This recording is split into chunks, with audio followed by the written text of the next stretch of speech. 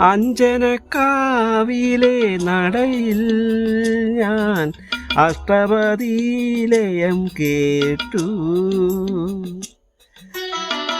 അന്നു തൊട്ടൻ കരൾ ചിമിഴിൽ നീ ആദ്രയാം രാധയായി തീർന്നു. പുഴയൊഴുകും വഴിയരികിൽ രാക്കടമ്പിൻ പൂമഴയിൽ മുരളികയൂതി ഞാൻ നിൽപ്പൂ.